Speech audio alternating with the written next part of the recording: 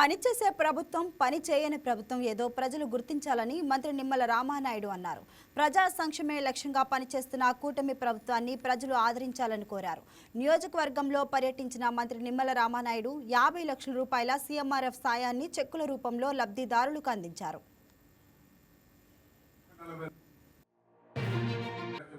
అంతకుముందు వారం మళ్ళీ ఒక 50 కోట్ల రూపాయలు ఈ రోజు ముఖ్యమంత్రి సహాయ నిధిగా మీకు చెక్కులు ఇచ్చాం.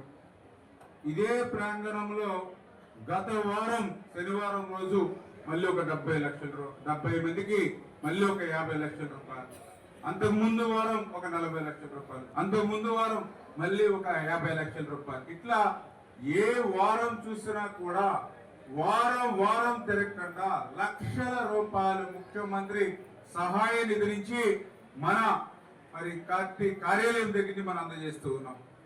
మరి గత 5 సంవత్సరాల వైఎస్ఆర్సీపీ పాలనలో ఎప్పుడైనా ఈ రకంగా ఇట్లా వందలాది చెక్కులు లక్షలాది రూపాయలు ఏ వారమైనా ఎప్పుడైనా 5 సంవత్సరాల్లో ఇచ్చినటువంటి పరిస్థితి ఉందా? అంటే మన మానవత్వం ఉన్నటువంటి ప్రభుత్వం మన ప్రభుత్వానికి, రాక్షసత్వం ఉన్నటువంటి వాళ్ళ ప్రభుత్వానికి ఉన్నటువంటి తేడా దయవుంచి అందరూ కూడా గమనించుకోమని చెప్పి మీ ద్వారా కోరుతూ ఉన్నా. ఈ రోజు ఈ కూటమి ప్రభుత్వం అధికారంలోకి వచ్చి 22 నెలలైంది.